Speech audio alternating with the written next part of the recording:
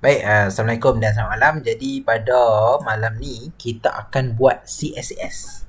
Ya, CSS lah tak ada apa pun yang kita nak belajar pun kan. Okey. Dan jenis-jenis dia lah. Okey, cara kita nak apply dia. Baik. Sebelum kita belajar pasal CSS ni, kita kena tahu dululah apa fungsi CSS dalam apa? Web ni kan. Aku rasa semua orang tahu lah untuk nak cantikkan kita punya web. Okay. Nampak bland je ni, nampak kosong kan. Kita nak bagi cantik kita punya web. Okay. So, kalau hampa dah tahu basic CSS, dia punya definitionnya, sekarang ni aku nak hampa tahu jenis-jenis dia. CSS ada 3 jenis. Inline, internal dengan external.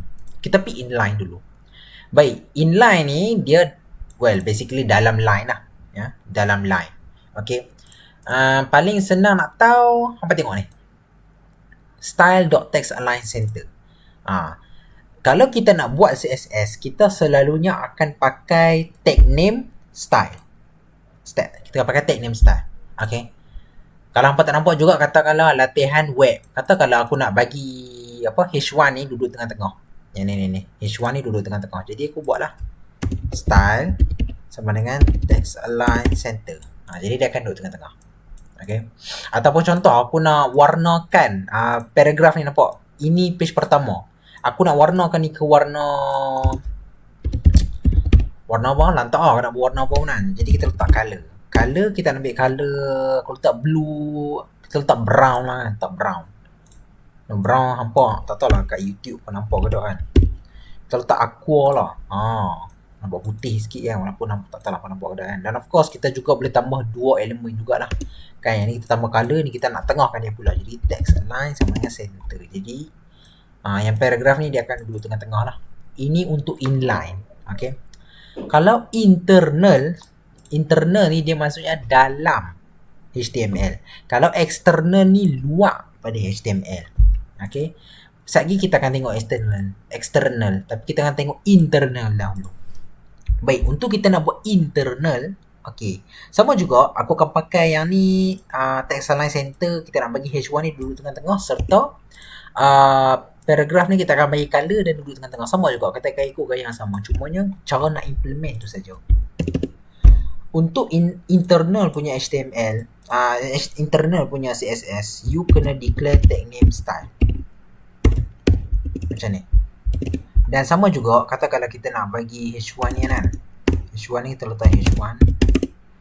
Okay, kita letak H1 macam ni. And then, kita bagi tengahkan dia. textAlignCenter. Jadi nampak. Okay. Sama juga untuk paragraf. Kita buat curly bracket.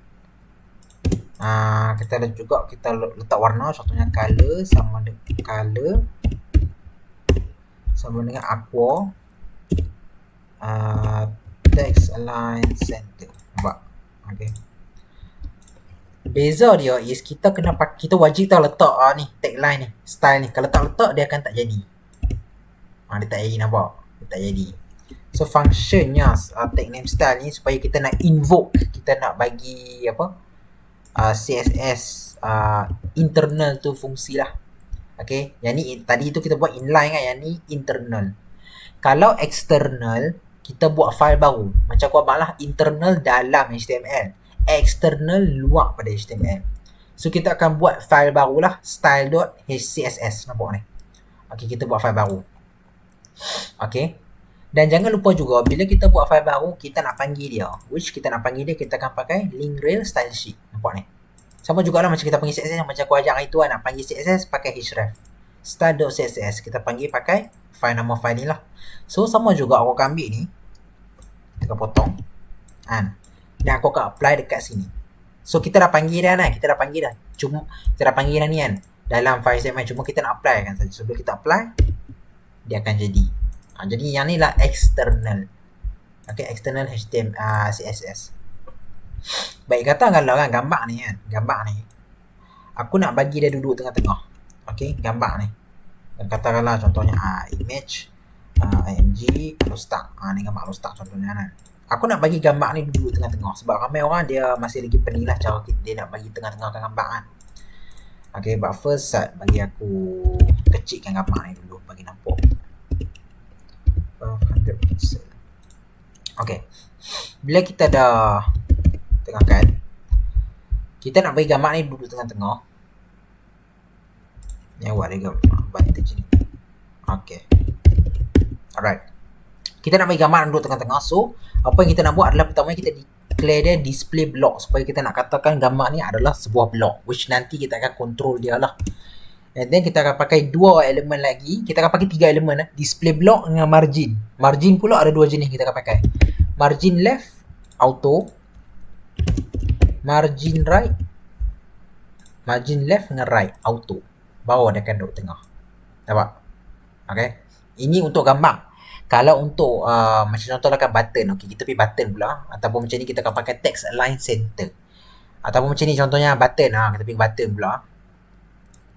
Button selalunya kalau akulah gaya akulah tak tahulah hampa macam mana, tapi kalau aku akan buat div class text align, ya Allah, text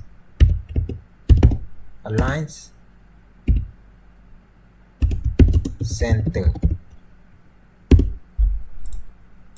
Okay, alright.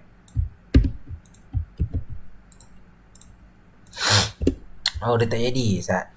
Mungkin dia duduk dalam ni kot asal. Style, ni declare style. Sorry, silap. Aku declare class. Sebab aku besar buat div class kot. Alright, ini betul. Okay. Okay, jadi macam ni lah. Okay, kita boleh tengahkan gambar dengan cara kita buat div, elemen div baru lah. Tapi cumanya yang aku nak tegur, okay, pakai tag name style untuk kita nak panggil CSS. Okay. Yang ni inline lah.